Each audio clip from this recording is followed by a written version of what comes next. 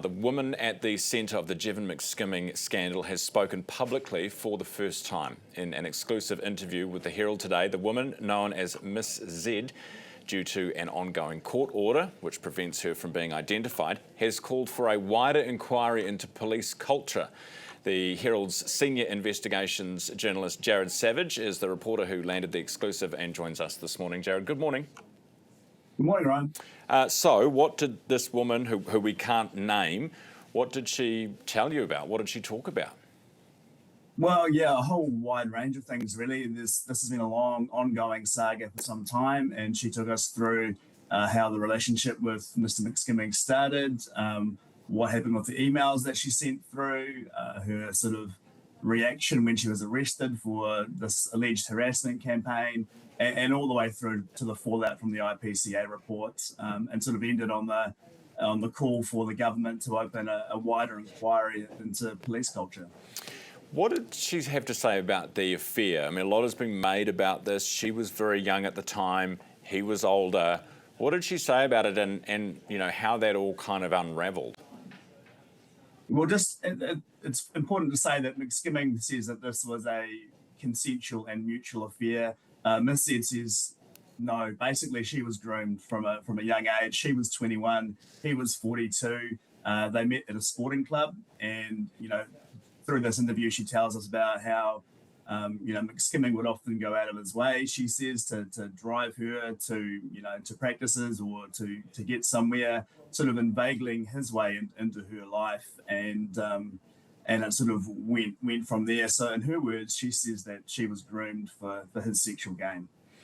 And she made a whole bunch of allegations, obviously, to police, to even the IPCA was tagged in a Facebook comment, a whole bunch of stuff to a whole bunch of people. What did she say about the fact that no one ever really properly looked into the substance of what she was saying?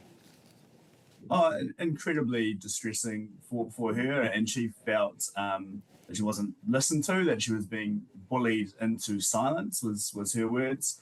And I mean, that continued to the point on from when she was actually prosecuted and arrested for sending all these messages. So yeah, an incredibly difficult time. That's had a huge toll on her life.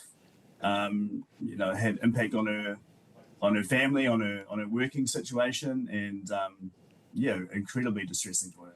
Jared, what does she want in terms of this being looked into by police or by an inquiry? What exactly is she calling for? So, she's asking for a wider inquiry from the government. So this could be a ministerial inquiry, sort of like what was announced last week with the Tom Phillips case. Another option would be a Royal Commission of Inquiry. She doesn't specify that, but she believes that, her case needs to be looked at at a wider level than just the IPCA report.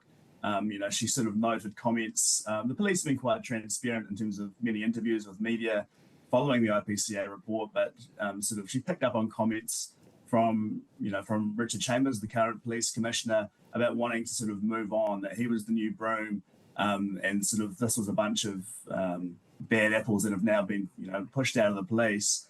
She's saying, well, no, hang on, let's have a wider look at the police culture here, which led to these events. Jared, the other thing here is the prosecution that the police took, and one that's still being taken. Did she have anything to say about that? On legal advice, she wouldn't talk to me about the ongoing prosecution, which is fair enough. But in terms of the previous prosecution, where the charges have been dropped, I mean, she talks about getting a knock at the door and seeing a police officer outside, and she kind of assumed that they were here to talk to her about the emails in terms of potentially taking a complaint from her. But no, they were there to arrest her and put her before the court. So again, from her perspective, a very traumatic series of events, and one that dragged on for quite some time, even once the police started investigating her complaint against McSkimming late last year. Jared, appreciate your update this morning from your interview. That's Jared Savage, the Herald's senior investigations journalist, and his story is available at nzherald.co.nz, also on the front page of your hard copy this morning.